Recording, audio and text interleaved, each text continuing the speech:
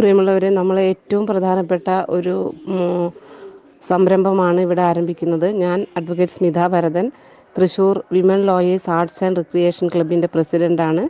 എല്ലാവരുടെയും സഹായ സഹകരണങ്ങളും ഈ സംരംഭത്തിനോടുള്ള പൂർണ്ണമായ പിന്തുണയും അഭ്യർത്ഥിച്ചുകൊണ്ട് ഏറ്റവും ഗൗരവതരമായ രീതിയിൽ മാത്രം ഈ ക്ലാസ്സുകളെ കൈകാര്യം ചെയ്യണമെന്ന് സ്നേഹപൂർവ്വം അഭ്യർത്ഥിച്ചുകൊണ്ട് എനിക്കറിയാവുന്ന, ഞാൻ വായിച്ച് മനസ്സിലാക്കിയ ചില കാര്യങ്ങൾ എവിഡൻസ് ആക്ടിനെ പറ്റി പറയുകയാണ്. ഏറ്റവും സന്തോഷത്തോടു കൂടി ഈ സംരംഭം നമുക്ക് ഇന്നിവിടെ ഐശ്വര്യപൂർണ്ണമായിട്ട് ഉദ്ഘാടനം ചെയ്യാം. എല്ലാവരെയും ഈ സംരംഭത്തിലേക്ക് സ്നേഹപൂർവ്വം സ്വാഗതം ചെയ്യുന്നു. 11 ചാപ്റ്ററുകളും 167 സെക്ഷനുമാണ് ഇന്ത്യൻ എവിഡൻസ് ആക്റ്റിലുള്ളത്. കോടതിയിൽ പ്രാക്ടീസ് ചെയ്യുന്ന എല്ലാവരും ഇന്ത്യൻ എവിഡൻസ് ആക്ട് അനുസരിച്ച് വേണം പ്ലീഡിങ് ചെയ്യാൻ, അതുപോലെ തന്നെ ക്രോസ് എക്സാമിൻ ചെയ്യാൻ. അതുകൊണ്ട് തന്നെ ഈ നിയമത്തിലെ അറിവ് നമ്മളെ ഓരോരുത്തരെയും കോടതിയിൽ കൂടുതൽ എക്യുപ്ഡ് ആക്കും. അതുകൊണ്ട് ആദ്യത്തെ സെക്ഷനാണ് ഞാൻ നിങ്ങളോട് വിവരിക്കാൻ വേണ്ടി ശ്രമിക്കുന്നത്. ചാപ്റ്റർ 1, ഇന്ത്യൻ എവിഡൻസ് ആക്ട് 1872 സൃഷ്ടിക്കപ്പെട്ടത്. അതിൽ നിന്ന് തന്നെ നമുക്ക് മനസ്സിലാക്കാം, സ്വാതന്ത്ര്യ ലഭിക്കുന്നതിന് മുൻപുണ്ടായ ആക്റ്റാണ്. 1/9/1872 അത് കെയിം ഇൻ ടു ഫോഴ്സ് ആയത്. ആദ്യത്തെ സെക്ഷൻ തന്നെ പറയുന്നത്, this act may be called the Indian evidence act 1872.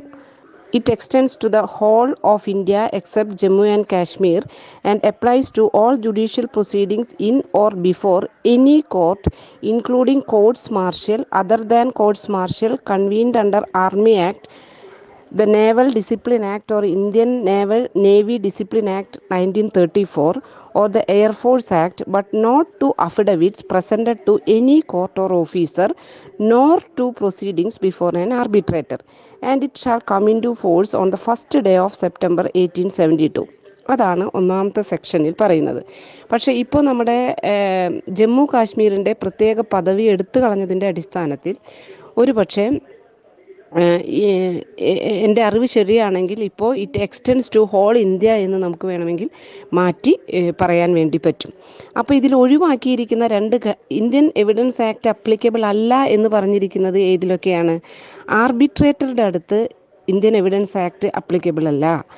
അതൊഴികെ അതുപോലെ തന്നെ അഫിഡവിറ്റ് പ്രസൻറ്റ് ചെയ്യുമ്പോൾ ഇന്ത്യൻ എവിഡൻസ് ആക്ട് പ്രകാരമുള്ള അഫിഡവിറ്റ് ആണോ എന്ന് നോക്കേണ്ട കാര്യമില്ല. അഫിഡവിറ്റിൻ്റെ കാര്യത്തിലും ഇന്ത്യൻ എവിഡൻസ് ആക്ട് അപ്ലിക്കബിൾ അല്ല. അതൊഴിച്ച് ആർബിട്രേറ്റർ ആൻഡ് അഫിഡവിറ്റ് ഒഴിച്ച് ബാക്കി എല്ലാ ജുഡീഷ്യൽ പ്രൊസീഡിങ്സും എന്നാണ് ഉപയോഗിച്ചിരിക്കുന്ന വാക്ക്. Applies to all judicial proceedings in or before any court. അപ്പോൾ 2 കാര്യങ്ങളാണ് നമ്മളിവിടെ ഡെഫിനിഷനിലായിട്ട് പഠിക്കേണ്ടി വരിക.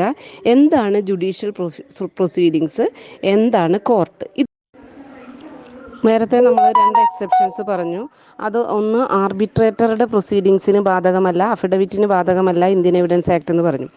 അപ്പം നമുക്ക് application of the act section 2 close 1 of Criminal Procedure Code defining judicial proceedings says it includes any proceedings in the course of which evidence is or may be legally taken on oath.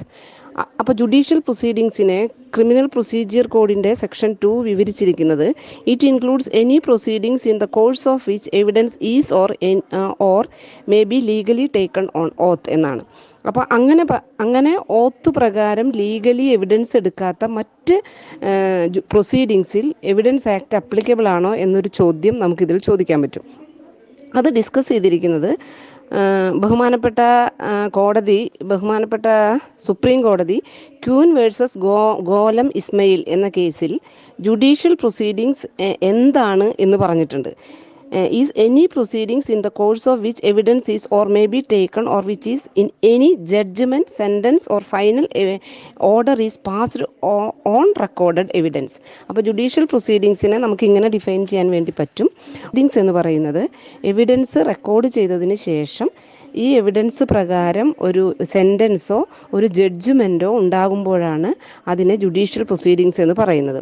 അപ്പം administrative tribunal ഒരു judicial proceedings ആണോ അല്ലയോ എന്നൊരു ചോദ്യം ചോദിച്ചാൽ എന്താണ് ഉത്തരം എന്ന് ചോദിച്ചാൽ അതിന് union of India versus DR Varma എന്ന കേസിൽ ബഹുമാനപ്പെട്ട സുപ്രീം കോടതി പറഞ്ഞു, അഡ്മിനിസ്ട്രേറ്റീവ് ട്രിബ്യൂണൽ എന്ന് പറഞ്ഞാൽ അത് ഒരു ജുഡീഷ്യൽ പ്രൊസീഡിങ്സ് ആയിട്ട് കണക്കാക്കാൻ വേണ്ടി പറ്റില്ല. അതുകൊണ്ട് തന്നെ technicality of evidence act is not at all applicable in administrative tribunal എന്ന് പറഞ്ഞിട്ടുണ്ട്.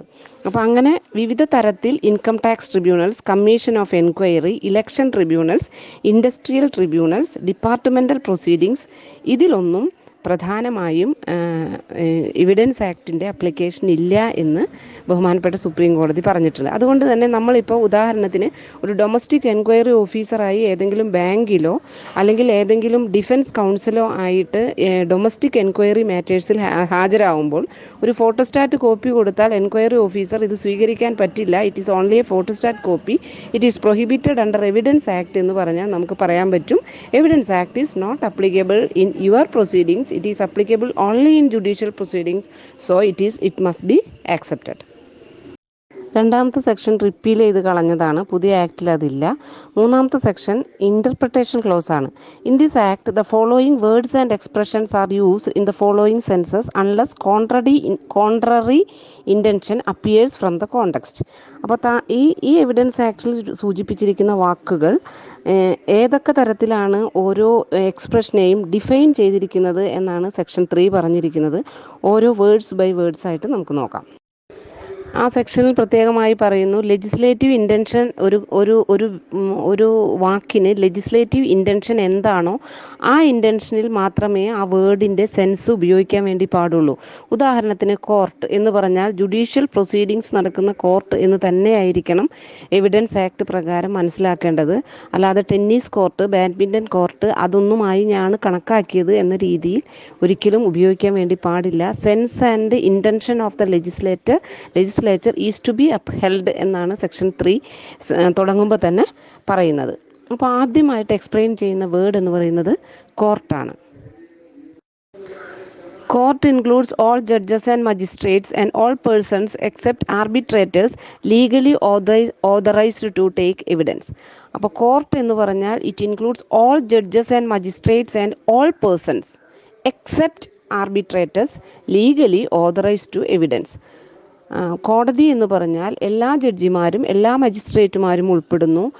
അതിനു പുറമെ എല്ലാ പേഴ്സൺസും, അതായത് എല്ലാ വ്യക്തികളും, എന്നാൽ ആർബിട്രേറ്റേഴ്സ് ഒഴിച്ച് തെളിവെടുക്കാൻ നിയമപ്രകാരം അധികാരമുള്ള ആർബിട്രേറ്റേഴ്സ് ഒഴിച്ചുള്ള എല്ലാ വ്യക്തികളും മജിസ്ട്രേറ്റുമാരും ജഡ്ജിമാരും എല്ലാം കോർട്ട് എന്നതിൻ്റെ പരിധിയിൽ വരുന്നു എന്നാണ് പറഞ്ഞിരിക്കുന്നത്. ഇനി ഫാക്റ്റ് എന്താണ് എന്ന് നമ്മുടെ നിയമത്തിൽ വിശദീകരിച്ചിട്ടുണ്ട്, എക്സ്പ്ലെയിൻ ചെയ്തിട്ടുണ്ട്. Fact means and includes anything state of things or relations of things capable of being perceived by the senses any mental condition of which any person is conscious. അപ്പോൾ 2 തരം ഫാക്റ്റാണ് ഇന്ത്യൻ എവിഡൻസ് ആക്ടിൽ പറഞ്ഞിരിക്കുന്നത്. ഒന്ന്, state of things or relation of things capable of being perceived by the senses എന്ന് പറഞ്ഞാൽ എന്താ, ചില എനിത്തിങ് എന്തുമാകട്ടെ നിലനിൽക്കുന്ന ചില സംഗതികൾ, അതുമായിട്ടുള്ള ബന്ധം, ഇത് രണ്ടും നമ്മുടെ സെൻസ് വഴി പെർസീവ് ചെയ്യാൻ പറ്റാവുന്ന ഏത് തരത്തിലുള്ള റിലേഷൻ ഓഫ് തിങ്സും സ്റ്റേറ്റ് ഓഫ് തിങ്സും സംഗതികളുടെ ഇരിപ്പും എല്ലാം ഫാക്റ്റ് എന്ന ഗണത്തിൽ പെടുത്താവുന്നതാണ് എന്നാണ് ആദ്യത്തെ എക്സ്പ്ലനേഷൻ. രണ്ടാമത്തെ explanation, any mental condition of which any person is conscious. ബോധവാനായിട്ടുള്ള ഏതൊരു മനുഷ്യനും മനസ്സിലാക്കാവുന്ന, മനസ്സുകൊണ്ട് തിരിച്ചറിയാവുന്ന ഏതൊരു കണ്ടീഷനെയും നമുക്ക് ഫാക്റ്റ് എന്ന് വിളിക്കാൻ വേണ്ടി കഴിയും. ഇത് രണ്ടും ഇങ്ങനെ വായിക്കുമ്പോൾ നമുക്ക് മനസ്സിലാവില്ല. കുറച്ച് ഇല്ലുസ്ട്രേഷൻസ് കൂടി നോക്കിയാൽ നമുക്ക് കൂടുതൽ മനസ്സിലാവും. അടുത്തത് നമുക്ക് ഇല്ലുസ്ട്രേഷൻസിലേക്ക് പോകാം. ആദ്യം പറഞ്ഞതിനെ നമുക്ക് വേണമെങ്കിൽ ഫിസിക്കൽ ഫാക്ട്സ് എന്ന് വിളിക്കാം. രണ്ടാമത് പറഞ്ഞതിനെ നമുക്ക് സൈക്കോളജിക്കൽ ഫാക്ട്സ് എന്ന് വിളിക്കാം. കാരണം ഫിസിക്കൽ ഫാക്ട്സ് എന്ന് പറഞ്ഞാൽ നമുക്ക് കണ്ണുകൊണ്ടോ സ്പർശനം കൊണ്ടോ സെൻസ് കൊണ്ടോ തിരിച്ചറിയാൻ കഴിയാവുന്നതാണെങ്കിൽ, സൈക്കോളജിക്കൽ ഫാക്റ്റ് എന്ന് പറയുന്നത് നമ്മുടെ മനസ്സിലുണ്ടാകുന്ന ഒരു ചിന്തയോ വികാരമോ ആണ്. അപ്പോൾ നമുക്ക് രണ്ട് തരം ഫാക്ട്സിനെ പറ്റി നമ്മൾ പഠിച്ചു. അടുത്തത് നമ്മൾ റെലവൻറ്റ് ഫാക്റ്റ്. നമ്മളെപ്പോഴും കോടതിയിൽ പ്രാക്ടീസ് ചെയ്യുമ്പോൾ കേൾക്കുന്ന ഒരു വാക്കാണ് it is not at all relevant എന്നത്.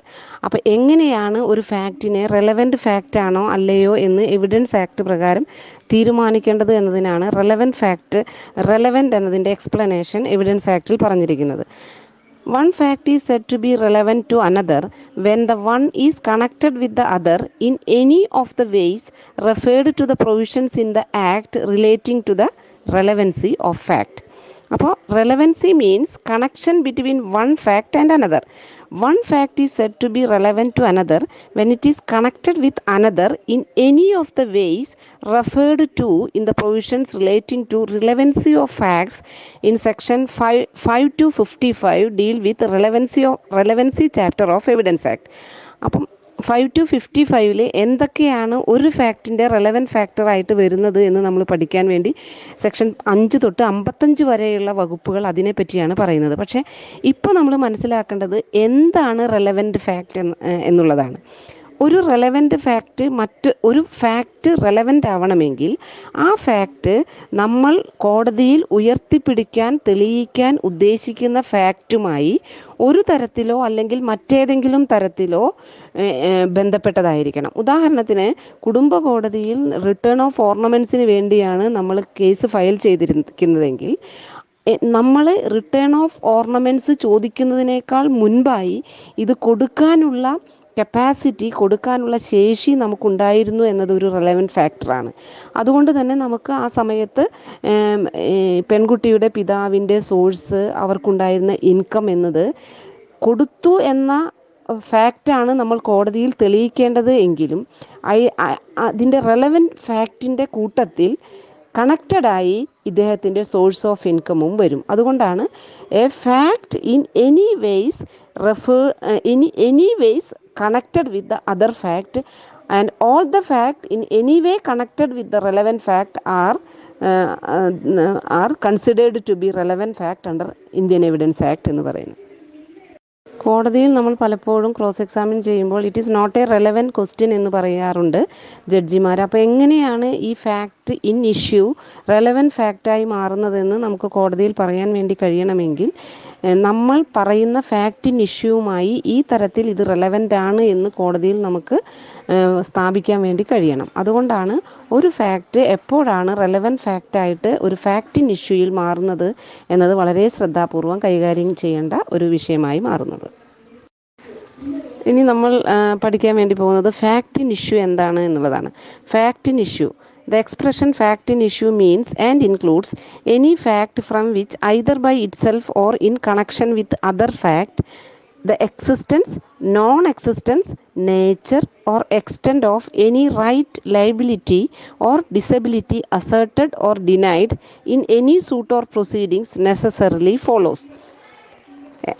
ഒന്നുകൂടി ശ്രദ്ധാപൂർവം നമുക്ക് നോക്കാം. Fact in issue means and includes any fact from which either by itself. Fact in issue എന്നാൽ ഒരു ഫാക്റ്റാണ്, അതിൽ തന്നെ കണക്ഷൻ വിത്ത് അതർ ഫാക്ട്. ഏത് ഫാക്റ്റാണോ നമ്മൾ കോടതിയിൽ ഉയർത്തിപ്പിടിക്കുന്നത് ആ ഫാക്റ്റുമായി ഏതെങ്കിലും തരത്തിൽ ബന്ധപ്പെട്ട ഫാക്റ്റായിരിക്കണം. ആ ഫാക്റ്റ് മൂലം നമ്മൾ എന്തെങ്കിലും നിലനിൽക്കുന്നതായോ നിലനിൽക്കാത്തതായോ എന്തിൻ്റെയും പ്രകൃതമോ ഒരാളുടെ അവകാശത്തെ പറ്റിയോ അല്ലെങ്കിൽ ബാധ്യതയെ പറ്റിയോ ഡിസബിലിറ്റിയെ പറ്റിയോ അസർട്ട് ചെയ്യാനോ ഡിനൈ ചെയ്യാനോ കഴിയുന്ന തരത്തിലുള്ള ഏത് ഫാക്റ്റാണോ സൂട്ടിലുള്ളത് ആ ഫാക്റ്റുമായി മേൽ പറഞ്ഞ തരത്തിൽ, അതായത് എക്സിസ്റ്റൻസ് കാണിക്കാനോ നോൺ എക്സിസ്റ്റൻസ് കാണിക്കാനോ അതിൻ്റെ ലൈബിലിറ്റി കാണിക്കാനോ റൈറ്റ് കാണിക്കാനോ ഏതെങ്കിലും ഒരു തരത്തിൽ ആ കേസിലെ ഫാക്റ്റ് ഇൻ ഇഷ്യൂവുമായി ബന്ധപ്പെട്ട മറ്റെല്ലാ ഫാക്ട്സും റെലവൻറ്റ് ഫാക്റ്റാണ് എന്നാണ് പറഞ്ഞിരിക്കുന്നത്. കുറച്ച് ഉദാഹരണങ്ങൾ നോക്കിയാൽ അത് നമുക്ക് പെട്ടെന്ന് മനസ്സിലാവും. അപ്പോൾ ഒരു ഫാക്റ്റ് ഇൻ ഇഷ്യൂ എന്ന് പറയുന്നത് കോടതി ഒരു ഏത് വിഷയത്തിലാണോ തീരുമാനമെടുക്കേണ്ടത് ആ വിഷയത്തെയാണ് നമ്മൾ ഫാക്റ്റ് ഇൻ ഇഷ്യൂ എന്ന് പറയുന്നത്. ഉദാഹരണത്തിന് ഒരു മർഡർ കേസിൽ that A caused B's death, അപ്പം അതിലെ ഫാക്ട്സ് ഇൻ ഇഷ്യൂ എന്ന് പറയുന്നത് എന്താണ്? ബിയെ കൊന്നത് എ ആണോ എന്നത് മാത്രമാണ് ആ കോടതിയിലെ ഒരു ഫാക്റ്റ് ഇൻ ഇഷ്യൂ. ആ ഫാക്റ്റ് ഇൻ ഇഷ്യൂ ഡിസൈഡ് ചെയ്യാൻ വേണ്ടി കോടതി ആശ്രയിക്കുന്ന മറ്റ് ഫാക്ട്സിനെയാണ് നമ്മൾ റെലവൻറ്റ് ഫാക്ട്സ് എന്ന് പറയുന്നത്. ഉദാഹരണത്തിന് ഈ എ ബിയെ കൊന്നുവോ എന്ന ചോദ്യത്തിൻ്റെ അടുത്ത റെലവൻറ്റ് ഫാക്റ്റായി വരുന്നത് what is the intention of A to cause B's death. Second, whether any grave and sudden provocation from the part of B, that at the time of doing the act of B's causing death was reason of unsoundness of mind, incapable of knowing its nature. അത് ചെയ്യുന്ന സമയത്ത് ഇയാൾക്ക് ഈ ചെയ്യുന്ന പ്രവൃത്തിയുടെ ഭവിഷ്യത്ത് അറിയാത്ത രീതിയിലുള്ള ഒരാളായിരുന്നു. അപ്പം ഒരു ക്വസ്റ്റ്യൻ, ഒരു ഫാക്റ്റ് ഇൻ ഇഷ്യൂ ഡിസൈഡ് ചെയ്യുന്നതിന് മുൻപ് കോടതി അതിന് ചുറ്റുമുള്ള റെലവൻറ്റ് ഫാക്ട്സിനെ കൂടി അപഗ്രഥിച്ചിട്ടാണ് ഒരു ശിക്ഷ തീരുമാനിക്കേണ്ടത് എന്നാണ് പറയുന്നത്. അപ്പോൾ fact in issue in the plain sense means facts which are in issue and form the subject matter of court's decision. So subject matter of the court's decision is fact in issue. In criminal cases, fact in issue are alleged by the prosecution and denied by the defense by plea of not guilty. Facts in issue are also asserted by the plaintiff in civil proceedings and denied by the defendant. Fact in issue are therefore the facts which are the subject matter of court's decision. അപ്പോൾ facts in issue എന്താണ് എന്ന് ചോദിച്ചാൽ നമുക്ക് ഒറ്റ വാക്കിൽ പറയാൻ പറ്റും. Facts in issue is subject matter of court's decision. കോടതിയുടെ സബ്ജക്റ്റ് മാറ്റർ ഓഫ് ഡിസിഷനെയാണ് നമ്മൾ ഫാക്റ്റ് ഇൻ ഇഷ്യൂ എന്ന് പറയുന്നത്. That is what is defined in section 3 of evidence act. Section 3 അടുത്തതായി എക്സ്പ്ലെയിൻ ചെയ്തിരിക്കുന്നത് ഡോക്യുമെൻ്റ് എന്താണ് എന്നാണ്.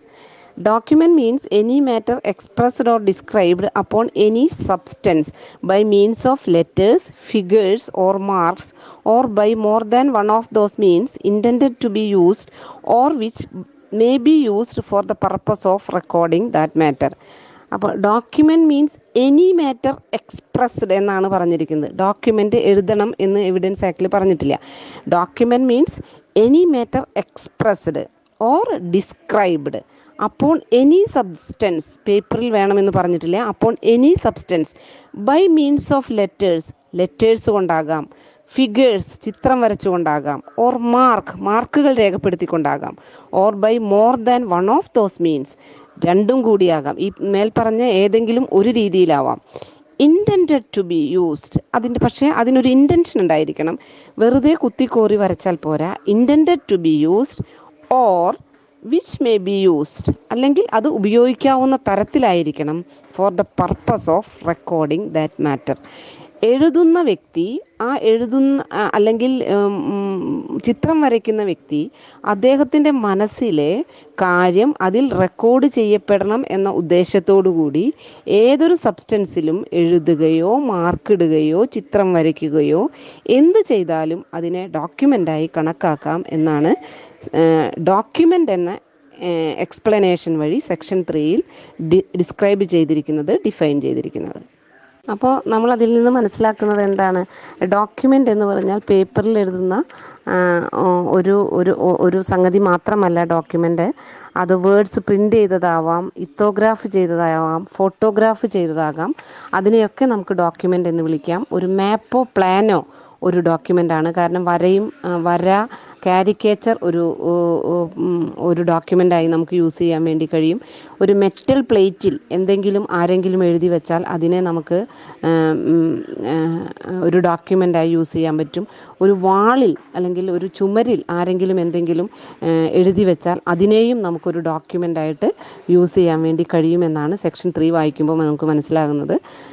നമ്മളൊരു പക്ഷേ ഒരു സിനിമയിൽ കണ്ടിട്ടുണ്ടാവും, 3, 4, 5 പേരെ കൊലപാതകം ചെയ്ത് കലാഭവൻ മണി ജയിലിൽ കിടക്കുന്ന സമയത്ത് മമ്മൂട്ടിയോട് ഞാൻ ഒരാളെ കൊന്നിട്ടില്ല, അത് ഞാനല്ല ചെയ്തത് എന്ന് പറഞ്ഞ്, എൻ്റെ ഓർമ്മ ശരിയാണെങ്കിൽ CBI ഡയറി കുറിപ്പിലോ എന്ന് തോന്നുന്നു, മോസി എന്നെഴുതി അത് ഈശോ എന്ന് പിന്നീട് വായിക്കുന്ന ഒരു സ്ഥിതി ഉണ്ടാവുകയും ഈശോയെ കൊലപാതകയാക്കുകയും ചെയ്തതിന് ശേഷം മമ്മൂട്ടി പിന്നെ അത് മോസിയാണ് കിടന്ന് എഴുതിയാൽ ഒരു മൃതദേഹത്തിൻ്റെ കിടപ്പനുസരിച്ച് കിടന്ന് എഴുതിയാൽ അത് മൂസി എന്നാണ് വരിക എന്ന് തെളിയിച്ചൊരു ചിത്രം നിങ്ങൾ കണ്ടിട്ടുണ്ടാവും.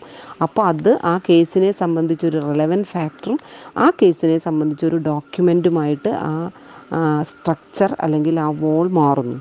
അതുകൊണ്ടാണ് ഇപ്പോൾ ഒരു റിട്ടൺ പേപ്പർ എന്ന് മാത്രമാണ് എഴുതിയിരുന്നത് എങ്കിൽ ഒരിക്കലും നമുക്ക് അതിനെ ഒരു ഡോക്യുമെൻ്റായി ജുഡീഷ്യൽ പ്രൊസീഡിങ്സിൽ കൊണ്ടുവരാൻ പറ്റില്ലായിരുന്നു. കാരണം എവിഡൻസ് ആക്ട് പ്രകാരമുള്ള എവിഡൻസുകൾ മാത്രമേ ഒരു ജുഡീഷ്യൽ പ്രൊസീഡിങ്സിൽ കൊണ്ടുവരാൻ വേണ്ടി പറ്റുള്ളൂ എന്ന് പറഞ്ഞു. പക്ഷേ ഇപ്പോൾ അതുകൊണ്ട് ഒരു എഴുതുന്ന ഡയറി ആകട്ടെ, മെറ്റൽ പ്ലേറ്റിൽ എന്തെങ്കിലും എഴുതിയതാകട്ടെ, ഇതെല്ലാം നമുക്ക് ഡോക്യുമെൻ്റായിട്ട് കോടതിയിൽ മെറ്റീരിയൽ ഒബ്ജക്റ്റായി കോടതിയിൽ കൊണ്ടുവരാൻ പറ്റുന്നത് ഡോക്യുമെൻ്റ് എന്നതിൻ്റെ ഡെഫിനിഷൻ ഇത്ര വൈഡായിട്ട് നമ്മുടെ ഇന്ത്യൻ എവിഡൻസ് ആക്ടിൽ കൊടുത്തതുകൊണ്ടാണ്. ഇനി നമ്മൾ എന്താണ് എവിഡൻസ് എന്നാണ് സെക്ഷൻ 3 എക്സ്പ്ലെയിൻ ചെയ്തിരിക്കുന്നത്. നമ്മൾ ഒരുപാട് ഉപയോഗിക്കുന്ന പദമാണ് എവിഡൻസ്. പക്ഷേ എന്താണ് എവിഡൻസ് എന്ന് ചോദിച്ചാൽ ഒരുപക്ഷെ നമുക്ക് പെട്ടെന്ന് പറയാൻ വേണ്ടി കഴിയില്ല. എവിഡൻസ് ആക്റ്റിൽ അത് എക്സ്പ്ലെയിൻ ചെയ്തിട്ടുണ്ട്. All statements which the court permits or requires to be made before it by witnesses in relation to matters of fact under inquiry. Such statements are called oral evidence. അപ്പോൾ ഒരു എവിഡൻസിനെ ഇങ്ങനെ explain ചെയ്തിരിക്കുന്നു. എല്ലാ തരം സ്റ്റേറ്റ്മെൻറ്റ്സും, കോടതി അനുവദിക്കുന്ന എല്ലാ തരം സ്റ്റേറ്റ്മെൻറ്റ്സും അല്ലെങ്കിൽ കോടതി ആവശ്യപ്പെടുന്ന വിറ്റ്നസിൻ്റെ എല്ലാ തരം സ്റ്റേറ്റ്മെൻറ്റും, കോടതി അനുവദിക്കുന്നതോ കോടതി ആവശ്യപ്പെടുന്നതോ ആയ എല്ലാ തരം വിറ്റ്നസസിൻ്റെയും സ്റ്റേറ്റ്മെൻറ്റ്സ് ആ കേസിലെ ഫാക്റ്റ്, അന്വേഷണത്തിൻ്റെ ഫാക്റ്റുമായി ബന്ധപ്പെട്ട വിറ്റ്നസസിൻ്റെ എല്ലാ തരത്തിലുള്ള സ്റ്റേറ്റ്മെൻറ്റ്സും കോടതി എവിഡൻസായി സ്വീകരിക്കാം എന്ന് പറയുന്നു. അപ്പം in relation to matters of fact under inquiry നമ്മൾ മനസ്സിലാക്കേണ്ടത്, ഒരു അന്വേഷണത്തിലിരിക്കുന്ന സംഗതിയുടെ തെളിവുമായി ബന്ധപ്പെട്ട് കോടതി ആവശ്യപ്പെടുന്ന സാക്ഷികളുടെ മൊഴികളോ കോടതി അനുവദിക്കുന്ന സാക്ഷികളുടെ മൊഴികളോ, ആവശ്യപ്പെടുന്നതും അനുവദിക്കുന്നതും തമ്മിൽ വ്യത്യാസമുണ്ട്. ഒരുപക്ഷെ നമ്മൾ നൽകിയ സാക്ഷി പട്ടികയിലെ സാക്ഷിക്ക് പുറമെ ഈ കേസുമായി ഇന്ന ഫാക്റ്റുമായി റെലവൻ്റ് ആണെന്ന് കോടതിക്ക് മറ്റൊരു സാക്ഷിയെ തോന്നുകയാണെങ്കിൽ ആ സാക്ഷിയെ റിക്വയർ ചെയ്യാനും കോടതിക്ക് അധികാരമുണ്ട് എന്നാണ് ഇതിൽ നിന്ന് നമ്മൾ മനസ്സിലാക്കേണ്ടത്. അപ്പോൾ നമ്മൾ കോടതി അനുവദിക്കുന്നതോ ആവശ്യപ്പെടുന്നതോ ആയ ഒരു റെലവൻറ്റ് ഫാക്റ്റ് ഇൻ ഇഷ്യൂ, അതായത് ആ ഫാക്റ്റ് ഇൻ ഇഷ്യൂ പ്രൂവ് ചെയ്യുന്നതിന്, അന്വേഷണത്തിന് വിധേയമായിരിക്കുന്ന ഒരു സംഗതി പ്രൂവ് ചെയ്യുന്നതിന് സാക്ഷിമൊഴികളോ കോടതി ആവശ്യപ്പെടുന്നതോ അനുവദിക്കുന്നതോ ആയ മുഴുവൻ സാക്ഷികളുടെയും മൊഴിയെ, സ്റ്റേറ്റ്മെൻറ്റിനെ നമുക്ക് എവിഡൻസ് എന്ന് വിളിക്കാമെന്നാണ് ആദ്യത്തെ എക്സ്പ്ലനേഷനിൽ പറയുന്നത്. നമുക്ക് എല്ലാവർക്കും അറിയുന്നത് പോലെ സാക്ഷികളുടെ മൊഴികളെ നമ്മൾ ഓറൽ എവിഡൻസ് എന്നാണ് വിളിക്കുന്നത്. രണ്ടാമത്തെ കാറ്റഗറി ഓഫ് എവിഡൻസ് എന്ന് പറയുന്നത് ഡോക്യുമെൻ്ററി എവിഡൻസ് ആണ്. അപ്പോൾ all documents including electronic record produced for the inspection of court. അപ്പോൾ ഏത് തരം ഡോക്യുമെൻ്റ് ആകട്ടെ നമ്മൾ കോടതിയുടെ മുൻപാകെ ഹാജരാക്കി പരിശോധിക്കണം, ഈ എൻക്വയറിയുമായി ബന്ധപ്പെട്ട് ഈ ഡോക്യുമെൻ്റ് പരിശോധിക്കണം എന്ന് ആവശ്യപ്പെട്ടുകൊണ്ട് ഒരു പ്രൊസീഡിങ്സിൽ നമ്മൾ ഹാജരാക്കുന്ന എല്ലാ തരം ഡോക്യുമെൻറ്റും ഇൻക്ലൂഡിങ് ഇലക്ട്രോണിക് റെക്കോർഡ് എവിഡൻസിൻ്റെ ഭാഗമാണ് എന്നാണ് എവിഡൻസ് ആക്ട് പറയുന്നത്. ഇത്തരം എവിഡൻസിനെ നമ്മൾ ഡോക്യുമെൻ്ററി എവിഡൻസ് എന്ന് വിളിക്കുന്നു. അപ്പോൾ നമുക്ക് ഇതിൽ നിന്ന് എന്താണ് മനസ്സിലാക്കേണ്ടത്? എവിഡൻസ് എന്ന് പറഞ്ഞാൽ ഒറ്റ വാക്കിൽ നമ്മൾ മനസ്സിലാക്കേണ്ടത് ഒരു റെലവൻറ്റ് ഫാക്റ്റ് കോടതിക്ക് ഉണ്ടെന്നോ ഇല്ലെന്നോ ബോധ്യപ്പെടുന്നതിന് കോടതി ആശ്രയിക്കുന്ന ഡോക്യുമെൻസിനെയും വിറ്റ്നസിൻ്റെ മൊഴികളെയും നമുക്ക് എവിഡൻസ് എന്ന് വിളിക്കാം. അപ്പോൾ അതിൽ നമ്മൾ പ്രധാനമായും നമ്മൾ ഒരു കാര്യം നമ്മൾ ഉണ്ട് എന്നാണ് തെളിയിക്കാൻ ആഗ്രഹിക്കുന്നതെങ്കിൽ ഉണ്ട് എന്ന് കോടതിക്ക് തോന്നിപ്പിക്കുന്ന എന്തൊക്കെയാണോ നമുക്ക് കോടതിയിൽ ഹാജരാക്കാൻ പറ്റുക അത് മുഴുവൻ ഹാജരാക്കിയിട്ടും കോടതിക്ക് ഇത് ഉണ്ട് എന്നൊരു ബോധ്യം വന്നില്ല എങ്കിൽ നമ്മുടെ കേസ് ഡിസ്മിസ് ചെയ്യുന്നു. അപ്പോൾ അവിടെ കോടതിക്ക് ഇല്ല എന്ന ബോധ്യമാണ് ആ ഡോക്യുമെൻ്റ് വഴി വന്നത്. അപ്പോൾ കോടതിയുടെ മനസ്സിൽ ഉണ്ട് എന്നോ ഇല്ല എന്നോ തോന്നിപ്പിക്കത്തക്ക തരത്തിൽ എന്തൊക്കെയാണോ നമ്മൾ കോടതിയിൽ വിറ്റ്നസ്സായും ഡോക്യുമെൻസായും ഹാജരാക്കുന്നത് അതിനെയെല്ലാം നമുക്ക് ഒറ്റ വാക്കിൽ എവിഡൻസ് എന്ന് വിളിക്കാമെന്നാണ് ഞാൻ മനസ്സിലാക്കുന്നത്. അപ്പം നമ്മൾ എവിഡൻസ് എന്താണെന്ന് പഠിച്ചു. ഓറൽ എവിഡൻസും ഡോക്യുമെൻ്ററി എവിഡൻസുമാണ് നമ്മൾ നേരത്തെ പഠിച്ചത്. അപ്പോൾ ഈ സെക്ഷൻ 3 തന്നെ പറയുന്നു, രണ്ട് തരത്തിൽ ഓറൽ എവിഡൻസ് തന്നെ രണ്ട് തരത്തിലുണ്ട്. Direct evidence and ഹിയർസേ evidence. എന്താണ് ഡയറക്റ്റ് എവിഡൻസ് എന്നാണ് അടുത്തത് നമ്മൾ പഠിക്കാൻ വേണ്ടി പോകുന്നത്. Direct evidence is the testimony of the witnesses as to any matter of fact which the witnesses have themselves perceived. എന്ന് പറഞ്ഞാൽ കണ്ണുകൊണ്ടോ കാതുകൊണ്ടോ സ്പർശനം കൊണ്ടോ ഒരു വിറ്റ്നസ് നേരിട്ട് അനുഭവിച്ച ഒരു സംഗതിയെ കോടതിയിൽ പറയുന്നതിനെയാണ് നമ്മൾ ഡയറക്റ്റ് എവിഡൻസ് എന്ന് പറയുന്നത്. എ ബിയെ കത്തി കൊണ്ട് കുത്തുന്നത് ഞാൻ കണ്ടു എന്ന് ഒരാൾ കോടതിയിൽ പറയുമ്പോൾ അത് ഡയറക്റ്റ് എവിഡൻസ് ആയി മാറുന്നു. അപ്പോൾ ഇന്ദ്രിയങ്ങൾ കൊണ്ട് പെർസീവ് ചെയ്ത ഏതൊരു സംഗതിയും ആ പെർസീവ് ചെയ്ത വ്യക്തി നേരിട്ട് കോടതിയിൽ പറയുമ്പോൾ അത് ഡയറക്റ്റ് എവിഡൻസ് ആവും. ഓറൽ എവിഡൻസിലെ ഡയറക്റ്റ് എവിഡൻസ് എന്ന് പറയുന്നത് ആ എവിഡൻസിനെയാണ്. നമ്മളെപ്പോഴും കേൾക്കുന്ന വാക്കാണ് ഹിയർസേ എവിഡൻസ് നോട്ട് അഡ്മിസിബിൾ. എന്താണ് ഹിയർസേ എവിഡൻസ് എന്ന് എവിഡൻസ് ആക്ടിൽ പറയുന്നുണ്ട്. Hearsay evidence signifies the evidence heard and said. It is also sometimes called a second hand or an unoriginal evidence. അപ്പം അങ്ങനെ പറഞ്ഞാൽ നമ്മുടെ ഇന്ദ്രിയങ്ങൾ കൊണ്ട് നേരിട്ട് അനുഭവിച്ചറിയാത്തതും മറ്റൊരാളുടെ ഇന്ദ്രിയങ്ങൾ കൊണ്ട് അറിഞ്ഞ ഒരു സംഗതിയെ ആ ആൾ നമുക്ക് പറഞ്ഞു തരുമ്പോഴാണ് അത് ഹിയർസേ എവിഡൻസ് ആയി മാറുന്നത്. So hearsay evidence is the evidence learn by witness not through the medium of their own sense. നമ്മുടെ സെൻസ് കൊണ്ട് നമ്മൾ പെർസീവ് ചെയ്തതല്ല, മറിച്ച് through the medium of third പേഴ്സൻ്റെ സെൻസ് കൊണ്ട് നമ്മൾ തൊട്ടറിഞ്ഞ അനുഭവിച്ചറിഞ്ഞ കാര്യം അത് വന്ന് കോടതി പറയുന്നതിനെയാണ് നമ്മൾ ഹിയർസേ എവിഡൻസ് എന്ന് പറയുന്നത്. ഹിയർസേ എവിഡൻസ് ഒരിക്കലും സെക്ഷൻ 60 പ്രൊഹിബിറ്റ്സ് ഹിയർസേ എവിഡൻസ് എന്ന് നമുക്കറിയാം. അതുകൊണ്ടാണ് നമ്മളെപ്പോഴും it is only a hearsay evidence എന്ന് പറയുന്നത്. Hearsay only direct evidence is admissible. Direct oral evidence is admissible in court. Section 60 prohibits hearsay evidence. So hearsay evidence is not admissible in court proceedings. അതായത് hearsay evidence admissible ആവുന്ന സംഗതികൾ എന്നാണ് പറഞ്ഞത്. ഹിയർസേ evidence ഒരിക്കലും admissible ആവണമെന്നില്ല. ഹിയർസേ ആണെങ്കിൽ അതൊരിക്കലും admissible ആവില്ല. പക്ഷേ ചില കാര്യങ്ങൾ ഹിയർസേ ആയി കണക്കാക്കാത്ത ചില സന്ദർഭങ്ങൾ വരും. അതാണ് നമ്മുടെ എവിഡൻസ് ആക്ടിൻ്റെ 6ാമത്തെ വകുപ്പ് പറയുന്നത്. അതിനെയാണ് നമ്മൾ റെസ് ജെസെ എന്ന് വിളിക്കുന്നത്. നേരത്തെ ഉഷ വക്കീൽ പറഞ്ഞു രാമൻ കൃഷ്ണനെ കൊന്നു എന്ന് ഒരു മുറിയിലേക്ക് ഓടി വന്ന് ഒരാൾ പറഞ്ഞാൽ അത് ഹിയർസേ ആവില്ല എന്ന രീതിയിലാണ് പറഞ്ഞതെന്നാണ് ഞാൻ മനസ്സിലാക്കുന്നത്. അങ്ങനെ രാമൻ കൃഷ്ണനെ കൊല്ലുന്നത് കണ്ടു എന്ന് മുറിയിലേക്ക് ഓടി വന്ന് പറഞ്ഞാൽ മാത്രം പോരാ. ആ സമയത്ത് അങ്ങനെ ഓടി വന്ന് പറഞ്ഞത് കേട്ടയാൾ ഓടിപ്പോയി ആ സ്പോട്ടിൽ പോയി നോക്കുമ്പോൾ അവിടെ കൃഷ്ണൻ മരിച്ചു കിടക്കുന്നതും രാമൻ ആ ഭാഗത്ത് നിന്ന് ഓടിപ്പോകുന്നതും കൂടി കാണുമ്പോൾ ഈ പറഞ്ഞത് ഹിയർസേ ആവില്ല, ഒരു സെയിം ട്രാൻസാക്ഷൻ്റെ ഭാഗമായിട്ടുള്ള ഒരു സംഭവമായി മാറും. അപ്പോൾ അത് ഹിയർസേ അല്ല, റെസ് ജെസെ എന്ന നിഗമനത്തിലെത്തി അത് കോടതി അഡ്മിസിബിൾ ആകും. അപ്പോൾ സെയിം ട്രാൻസാക്ഷൻ്റെ ഭാഗമായി സെക്ഷൻ 6 പ്രകാരം റെസ് ജെസയുടെ ഉള്ളിൽ വരുന്ന കാര്യങ്ങളാണ് ഉണ്ടായതെങ്കിൽ അതിനെ ഹിയർസേ ആയിട്ടല്ല റെസ് ജെസെ ആയിട്ടാണ് കണക്കാക്കുക. ഹിയർസേ ആണെന്ന് കോടതി കണ്ടാൽ അതൊരിക്കലും അഡ്മിസിബിൾ അല്ല, പക്ഷേ റെസ് ജെസെ ആണെന്ന് കണ്ടാൽ എവിഡൻസിൽ അഡ്മിസിബിൾ ആണ്. അപ്പോൾ നമ്മൾ ഓറൽ എവിഡൻസും ഡോക്യുമെൻ്ററി എവിഡൻസും പഠിച്ചു. ആ കൂട്ടത്തിൽ തന്നെ അതിൽ പെടാത്ത ഒരു എവിഡൻസാണ് സർക്കംസ്റ്റൻഷ്യൽ എവിഡൻസ്. പലപ്പോഴും നമ്മൾ പല കേസുകളിലും സർക്കംസ്റ്റൻസ് വെച്ചിട്ടാണ് ഒരു പ്രതിയെ ശിക്ഷിച്ചതായി കാണാറുള്ളത്. അപ്പോൾ സർക്കംസ്റ്റൻഷ്യൽ എവിഡൻസ് എന്തുമാത്രം പ്രോബബിൾ ആയിരിക്കണം എന്നതിനെ പറ്റിയും നമ്മുടെ എവിഡൻസ് ആക്ട് പറയുന്നുണ്ട്. അതിലെ പ്രധാനപ്പെട്ട സംഗതി എന്ന് പറയുന്നത് where the case depended on circumstantial evidence, all such circumstances taken cumulatively fit to form a chain so complete that there should be no escape from the conclusion that within all human probability the crime was committed by the accused but none else.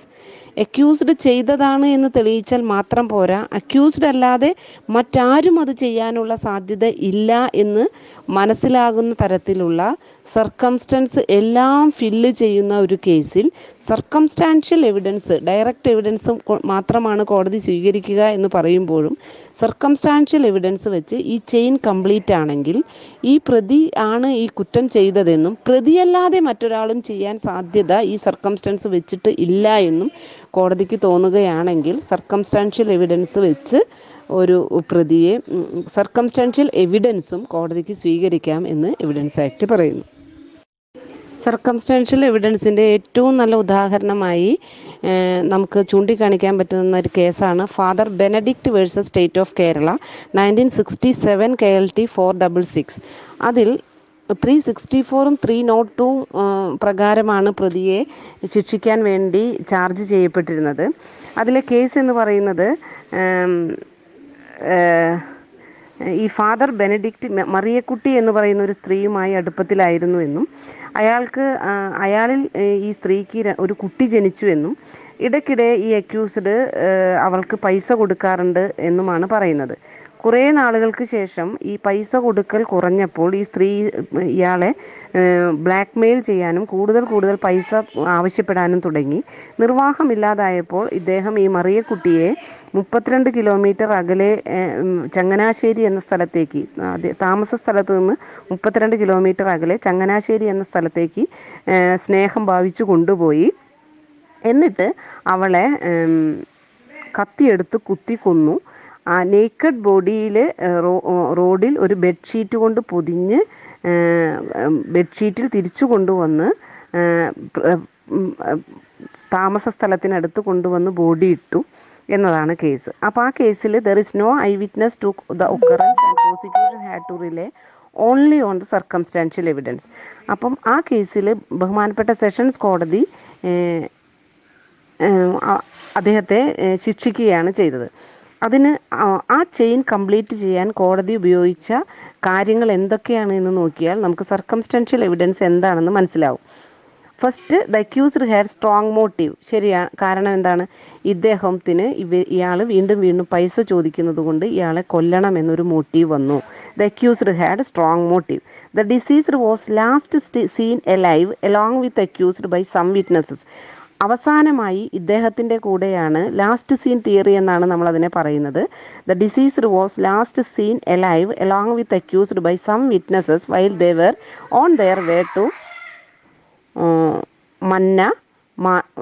മന്ന മാരുതി. അവർ കൊണ്ടുപോയ സ്ഥലത്തിന് മന്ന മാരുതി എന്നാണ് പറയുന്നത്. അപ്പോൾ അവിടേക്ക് പോകുന്ന സമയത്ത് അവസാനമായി ജീവനോടെ അവസാനം കാണുന്ന സമയത്ത് ഈ മറിയക്കുട്ടി ഇദ്ദേഹത്തിൻ്റെ കൂടെയായിരുന്നു.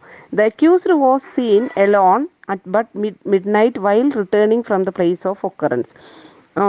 അക്യൂസ്ഡിനെ ഒറ്റയ്ക്ക് ഈ ഡെഡ് ബോഡി ഇട്ട് തിരിച്ചു വരുന്ന സമയത്ത് അർദ്ധരാത്രി കണ്ടു എന്ന് പറയുന്ന ഒരു സാക്ഷി ഉണ്ടായിരുന്നു. The bedsheet which was wrapped around the body of the deceased had the dhobi mark of accused.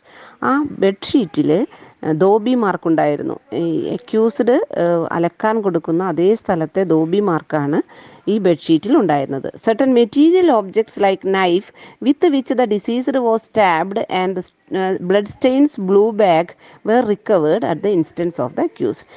നമുക്കറിയാം 27 റിക്കവറി പ്രകാരം ഒരു പ്രതി ആനയിച്ച് കൊണ്ടുപോയി എടുത്താൽ ആ എവിഡൻസ് റെലവൻ്റ് ആണ്. അപ്പോൾ ഈ സ്റ്റാബ് ചെയ്ത് എറിഞ്ഞു കളഞ്ഞ നൈഫ് പ്രതിയുടെ ഇൻസ്റ്റൻസ് പ്രകാരം പോലീസ് കണ്ടെടുത്തിട്ടുണ്ട്. അപ്പം നമുക്ക് എന്താണ്, നേരത്തെ നമ്മൾ പറഞ്ഞു, ഈ പ്രതിയല്ലാതെ മറ്റാരും ഇത് ചെയ്യാൻ സാധ്യതയില്ല എന്ന് കൂടി കോടതിക്ക് ബോധ്യപ്പെടുന്ന രീതിയിൽ മോട്ടീവ് വന്നു. ഇദ്ദേഹത്തെ അവസാനമായി കണ്ടത് ഇദ്ദേഹത്തിൻ്റെ കൂടെയാണെന്ന് കണ്ടു. മിഡ് നൈറ്റ് അതേ സമയത്ത് തിരിച്ചു കൊണ്ടുപോരുന്നത് കണ്ടു. ഈ റാപ്പ് ചെയ്ത തുണിയിൽ ഇദ്ദേഹത്തിൻ്റെ സാന്നിധ്യമുണ്ടെന്ന്, തുണി ഇദ്ദേഹത്തിൻ്റേതാണെന്ന് തോന്നുന്ന വിധത്തിലുള്ള സാമ്പിളിങ്സ് ഉണ്ടെന്ന് കണ്ടു. അതുപോലെ തന്നെ നൈഫ് ഇദ്ദേഹം റിക്കവർ ചെയ്തു. അപ്പോൾ ഒരു prudent man, a common sense ഉള്ള prudent man cannot think that other than him this person can be done that. അതാണ്, ഇദ്ദേഹം ചെയ്തു എന്നത് മാത്രമല്ല, ഇദ്ദേഹമല്ലാതെ മറ്റാരും ചെയ്യാൻ സാധ്യതയില്ല എന്ന് ഇത്തരം തെളിവുകളിലൂടെയാണ് ഒരു സർക്കംസ്റ്റാൻഷ്യൽ എവിഡൻസ് എങ്ങനെ പ്രൂവ് ചെയ്യണം എന്നതിന് ഏറ്റവും ഉദാഹരണമായി കാണിക്കാവുന്ന കേസായിട്ട് ബഹുമാനപ്പെട്ട കോടതി കണ്ടിരിക്കുന്നത് father Benedict versus state of Kerala. നമ്മൾ ഓറൽ എവിഡൻസിൽ ഡയറക്റ്റ് എവിഡൻസും ഹിയർസേ എവിഡൻസും പറഞ്ഞതുപോലെ ഡോക്യുമെൻ്ററി എവിഡൻസ്, പ്രൈമറി എവിഡൻസും സെക്കൻഡറി എവിഡൻസും സെക്ഷൻ 62 ആണ് അത് പറയുന്നത്. Primary evidence and secondary evidence. Primary evidence എന്ന് പറഞ്ഞാൽ എന്താണോ ഡോക്യുമെൻ്റ് അത് നേരിട്ട് കൊണ്ടുവരുന്നതിനെയാണ് നമ്മൾ പ്രൈമറി ഡോക്യുമെൻ്റ് എന്ന് പറയുന്നത്. ആ പ്രൈമറി ഡോക്യുമെൻറ്റും സെക്കൻഡറി ഡോക്യുമെൻറ്റും ഈ എവിഡൻസിൽ ഇൻക്ലൂഡഡ് ആണ് എന്നത് മാത്രമാണ് ഇപ്പോൾ പറയുന്നത്. എന്താണ് അത് എന്നുള്ളത് നമ്മൾ പിന്നീട് വരുന്ന സെക്ഷൻസിൽ കൂടുതൽ പഠിക്കും. അടുത്തത് ഏറ്റവും പ്രധാനപ്പെട്ട ഒരു സെക്ഷനാണ്. കാരണം നമ്മളെപ്പോഴും കോടതിയിൽ ഒരു കേസ് ഫയൽ ചെയ്യുന്നത് അത് പ്രൂവ്ഡ് ആവാനാണ്, അല്ലേ? അത് നമ്മളുടെ ഭാഗം ജയിക്കാൻ അല്ലെങ്കിൽ മറ്റേ ഭാഗം തോൽക്കാൻ, ഇതിന് രണ്ടിനുമുള്ള പ്രൂഫാണ് നമ്മൾ ഹാജരാക്കുന്നത്. എന്താണ് എവിഡൻസ് ആക്റ്റിൽ പ്രൂവ്ഡ് ആകുന്നത്, ഒരു ഫാക്റ്റ് പ്രൂവ്ഡ് ആയി എന്ന് പറയുന്നത് എപ്പോഴാണ് എന്ന് എവിഡൻസ് ആക്റ്റിൽ എക്സ്പ്ലെയിൻ ചെയ്തിട്ടുണ്ട്. അടുത്തത് അതാണ് നമ്മൾ പഠിക്കാൻ വേണ്ടി പോകുന്നത്. Proved. A fact is said to be proved when, after considering the matters before it, the court either believes it to exist or considers its existence so probable that a prudent man ought, under the circumstance of the particular case, to act upon the supposition that it exists. വളരെ ബുദ്ധിമുട്ടാണ്, നമ്മൾ നന്നായി മനസ്സിലെത്തി വായിക്കുമ്പോൾ മാത്രമാണ് മനസ്സിലാകുന്നത്. കോടതിക്ക് മുമ്പിലുള്ള matters പരിശോധിച്ചതിന് ശേഷം കോടതിക്ക് വിശ്വാസം വരുന്നു. എന്ത്? അത് നിലനിൽക്കുന്നു, നമ്മൾ പറഞ്ഞ ഇഷ്യൂ ശരിയാണ്. അല്ലെങ്കിൽ ഉത്തമമായി ബോധ്യപ്പെട്ടില്ലെങ്കിലും കോമൺ സെൻസ് ഉള്ള ഒരു മനുഷ്യനെ പറ്റി ചിന്തിച്ചാൽ ഈ സാഹചര്യങ്ങൾ വഴി അത് ഉണ്ടാകാതിരിക്കുന്നതിനേക്കാളും കൂടുതൽ സാധ്യത. ഉണ്ടാകാതിരിക്കുന്നതിനേക്കാൾ സാധ്യത എന്നോ അല്ലെങ്കിൽ ഉണ്ടാകാതിരിക്കുന്നതിനാണ് ഉണ്ടാകുന്നതിനേക്കാൾ സാധ്യതയെന്നോ ഉള്ള സ്ട്രോങ് ബിലീഫ് കോടതിയുടെ മനസ്സിൽ ഉണ്ടാവുക എന്നതാണ് ഒരു മാറ്റർ പ്രൂവ്ഡ് ആകുന്നതിന് നമ്മൾ കാണിക്കേണ്ട സംഗതി. ഒറ്റ ഉദാഹരണം ഞാൻ പറയാം. സെക്കൻഡ് അഡീഷണൽ മുൻസിഫ് കോടതിയിൽ ഞാനൊരു കേസ് നടത്തി. ആ കേസിൽ 1,50,000 രൂപ പ്രതി വാദിയിൽ നിന്ന് കൈപ്പറ്റി, കെട്ടിടം പൊളിച്ചുകൊണ്ടുപോയി കൈപ്പറ്റി. അത് തിരിച്ചു ചോദിച്ചപ്പോൾ തന്നില്ല. ഈ പ്രതിയും വാദിയും തമ്മിൽ അയൽവാസികളാണ്. വക്കീൽ നോട്ടീസ് അയച്ചു, അയാൾ തിരിച്ചു തന്നില്ല എന്നത് മാത്രമാണ്. ഒരു വക്കീൽ നോട്ടീസ് അയച്ചു എന്നതല്ലാതെ ഒരു ഡോക്യുമെൻ്ററി എവിഡൻസ് പോലും എനിക്ക് ഹാജരാക്കാൻ വേണ്ടി ഉണ്ടായിരുന്നില്ല. പക്ഷേ നമ്മളൊരു പ്രൂഡൻറ്റ് മാൻ ഇത് പ്രോബബിൾ കേസാണ് എന്ന് വരുത്തുന്ന വിധത്തിൽ നമുക്കതിലെ എവിഡൻസ് കൊണ്ടുവരാൻ വേണ്ടി കഴിഞ്ഞു. വേറൊന്നുമല്ല, എൻ്റെ വാദി നാട്ടിൽ അറിയപ്പെടുന്ന സാമൂഹ്യ പ്രവർത്തനം ചെയ്യുന്ന ഒരാളാണ്. അദ്ദേഹം ഒരിക്കലും ഒരാൾക്കെതിരെ കളവായി കേസ് കൊടുക്കാൻ ഉദ്ദേശിക്കുന്ന തരത്തിലുള്ള ഒരാളല്ല എന്ന് എവിഡൻസ് വഴി വരുത്താൻ വേണ്ടി കഴിഞ്ഞു. രണ്ടാമത്, ഫ്ലഡ് സമയത്ത് അദ്ദേഹം നാട്ടിലുള്ള ആളുകൾക്ക് മുഴുവൻ അരി കൊടുത്ത ആളാണ് എന്ന് തെളിവിൽ പ്രതിയെ കൊണ്ട് സമ്മതിപ്പിച്ചു. അതുകൊണ്ട് തന്നെ ഒരാളിൽ നിന്ന് അനാവശ്യമായി സംഖ്യ തട്ടിയെടുക്കുന്ന ഒരാളല്ല എന്ന എവിഡൻസ് കോടതിയുടെ മനസ്സിൽ വരും. അതുകൂടാതെ ഇയാൾക്ക് ഈ കെട്ടിടം ഉണ്ടായിരുന്നു എന്ന് തെളിയിക്കാൻ പ്രതിയെ കൊണ്ട് തന്നെ ക്രോസ് എക്സാമിൻ ചെയ്തപ്പോൾ അവിടെ അങ്ങനെ ഒരു കെട്ടിടം ഉണ്ടായിരുന്നു എന്ന് സമ്മതിക്കുന്ന രീതിയിലുള്ളൊരു സ്റ്റേറ്റ്മെൻറ്റ് വന്നു.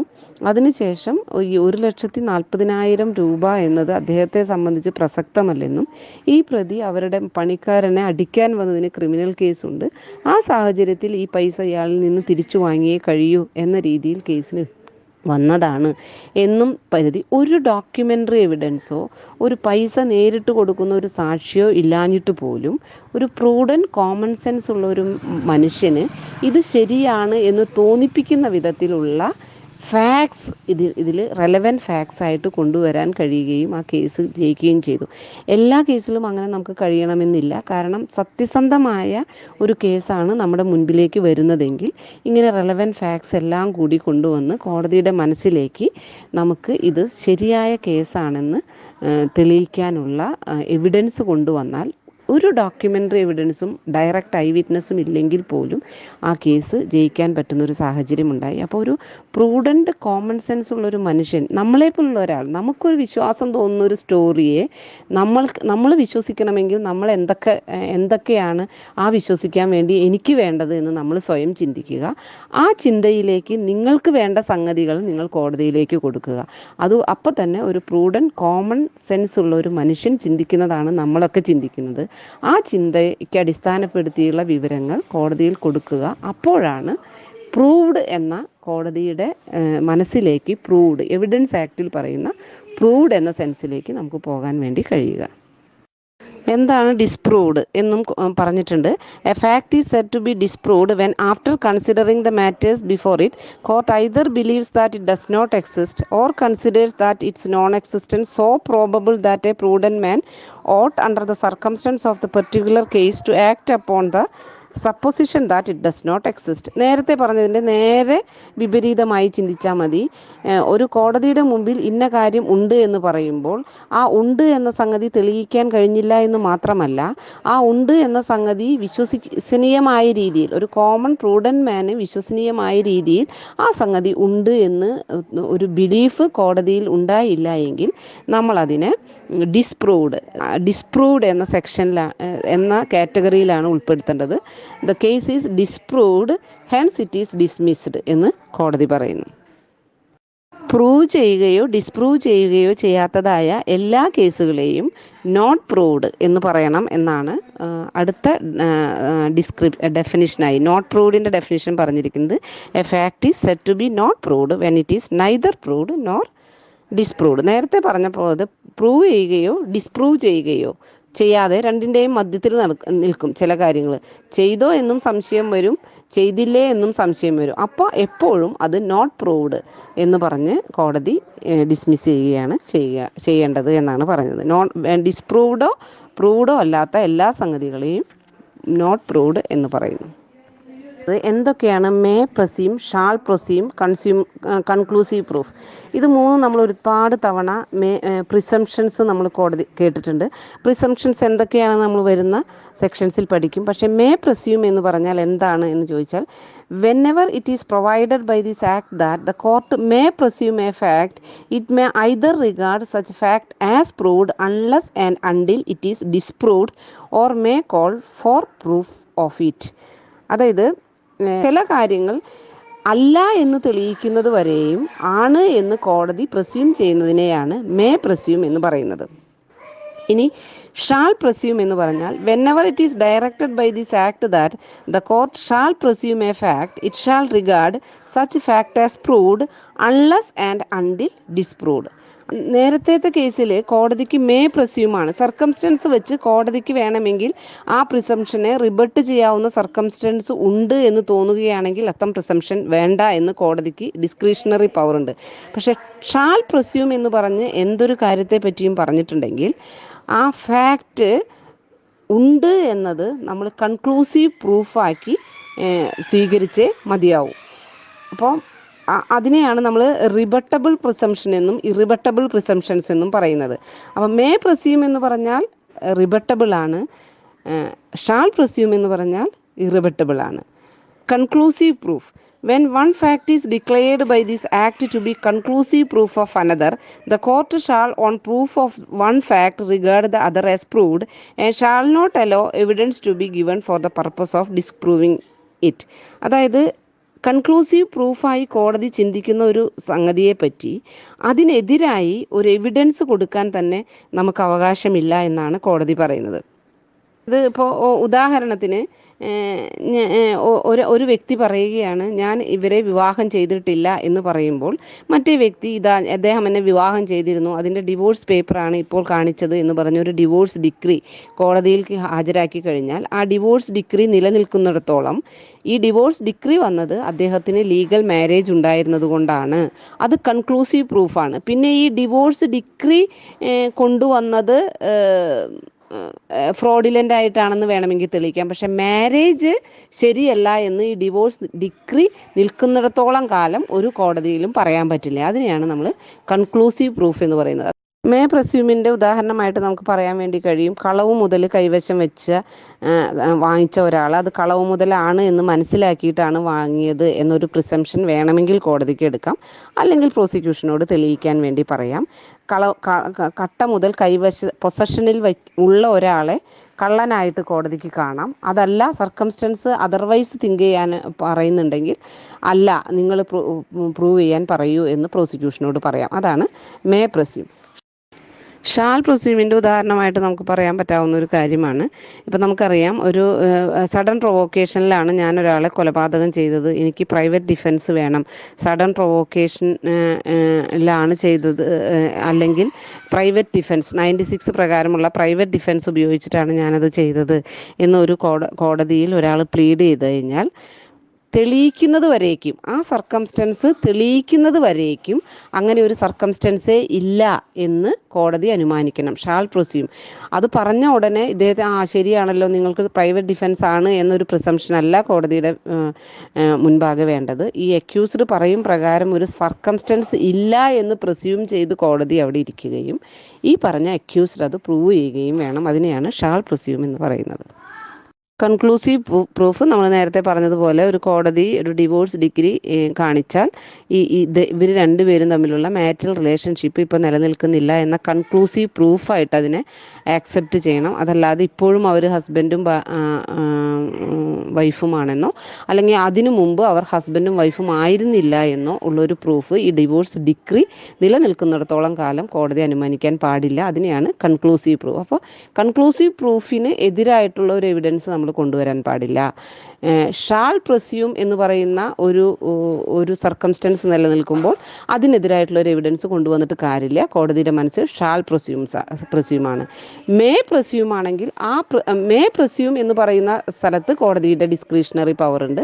ആ മേ പ്രൊസ്യൂം എന്ന് പറയുന്ന സ്ഥലത്ത് നമുക്ക് അക്യൂസ്ഡിന് അനുകൂലമായിട്ടുള്ള എവിഡൻസ് കൊണ്ടുവരാൻ കഴിയും. അതാണ് മേ പ്രൊസ്യൂം, ഷാൾ പ്രൊസ്യൂം, കൺക്ലൂസീവ് പ്രൂഫ്. പ്രിസംഷൻസിനെ പറ്റിയിട്ടാണ് നമ്മൾ നേരത്തെ കൺക്ലൂസീവ് പ്രൂഫ്, ഷാൾ പ്രൊസ്യൂം, മേ പ്രൊസ്യൂം എന്നൊക്കെ പറഞ്ഞു. അതിൽ മേ പ്രൊസ്യൂം എന്ന് പറയുന്ന അത് ഏതൊക്കെ പ്രിസംഷൻസിൻ്റെ കാര്യത്തിലാണ്? അത് അങ്ങനെ മേ പ്രൊസ്യൂം എന്ന് പറയുന്ന ഇതിനെ നമ്മൾ പറയുന്നത് പ്രിസംഷൻ ഓഫ് ഫാക്റ്റ് എന്നാണ്.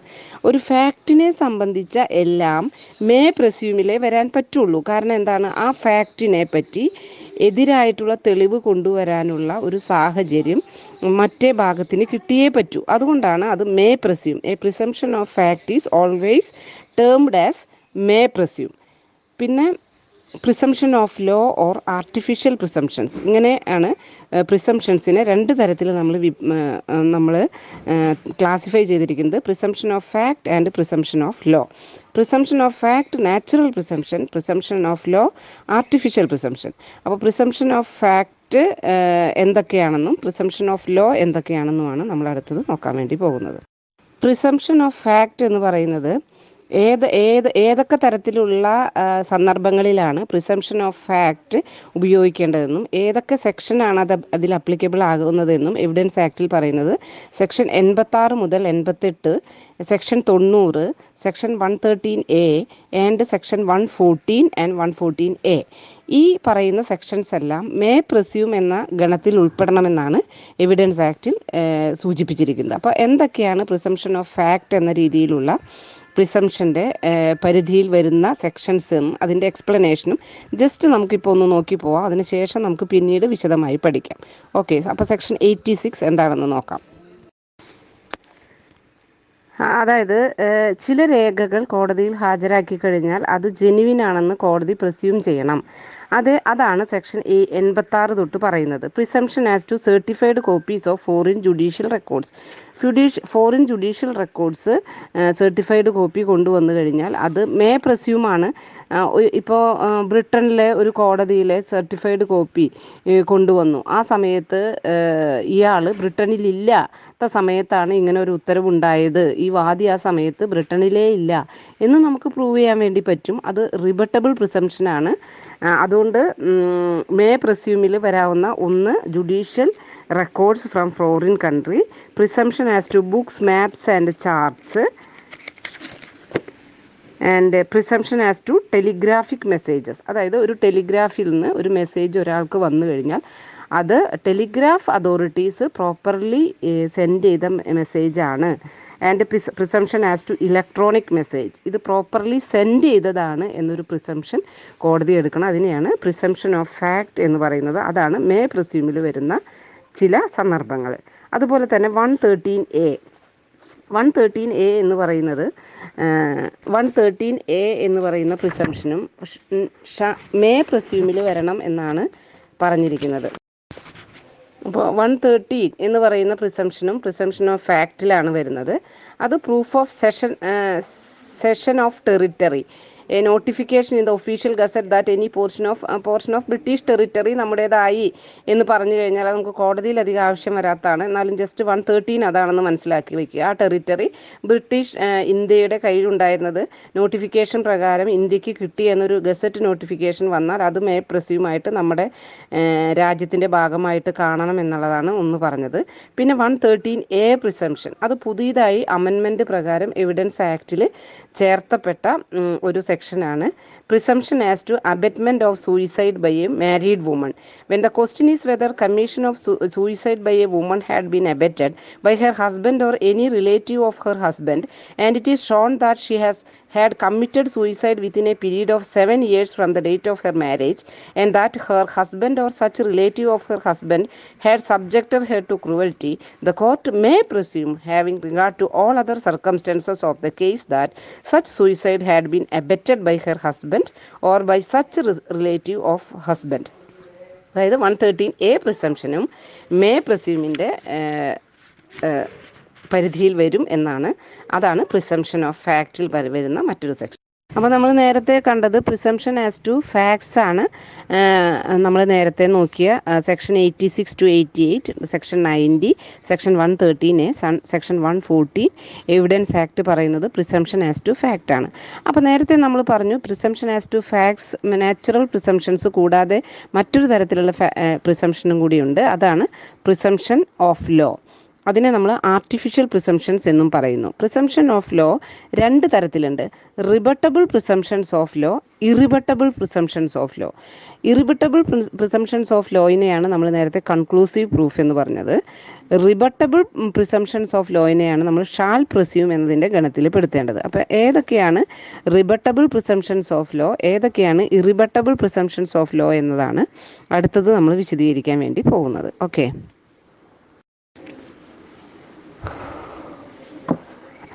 എവിഡൻസ് ആക്ടിലെ 79 മുതൽ 85 വരെയും 89, 105, 111A, 111B, 114A എന്നിങ്ങനെയുള്ള വകുപ്പുകളിൽ പെടുന്ന എല്ലാ തരം സന്ദർഭങ്ങളെയും റിബട്ടബിൾ പ്രിസംഷൻസ് ഷാൾ പ്രസ്യൂം എന്നാണ് കണക്കാക്കേണ്ടത് എന്നാണ് എവിഡൻസ് ആക്ട് പറയുന്നത്.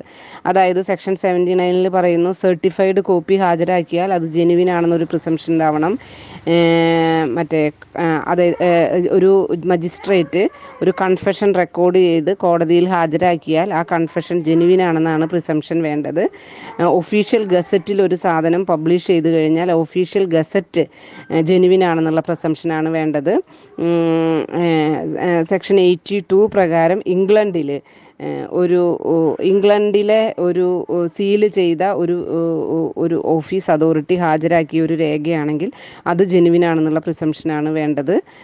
മാപ്സ് ആൻഡ് പ്ലാൻസ് ജെനുവിൻ ആണെന്നുള്ളതാണ് വേണ്ടത്. പവർ ഓഫ് അറ്റോർണി, ഇത് നമ്മൾ കോടതിയിൽ സാധാരണ ഉപയോഗിക്കുന്നതാണ്. പവർ ഓഫ് അറ്റോർണി നമ്മൾ പലപ്പോഴും കക്ഷികൾക്ക് വേണ്ടി ഹാജരാക്കാറുണ്ട്.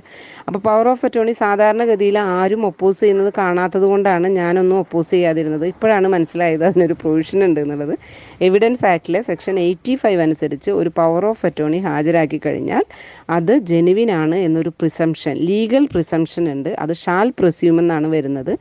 റിബട്ടബിൾ ആണ്, അതിന് നമുക്ക് എവിഡൻസ് കൊണ്ടുവന്ന് അത് ആ പവർ ഓഫ് അറ്റോർണി എക്സിക്യൂട്ട് ചെയ്തത് അയാൾ നാട്ടിലില്ലാത്തപ്പോഴാണ് എന്ന് തെളിയിക്കുന്നത് വരേക്കും അത് ജെനുവിൻ ഡോക്യുമെൻ്റ് എന്ന പ്രിസംഷനാണ് കോടതിക്ക് വരിക. അപ്പോൾ ലീഗൽ പ്രിസംഷനാണ്, പ്രിസംഷൻ ഓഫ് ലോയിലാണ് ഈ വരുന്ന സെക്ഷൻസ് എല്ലാതും വരുന്നത്.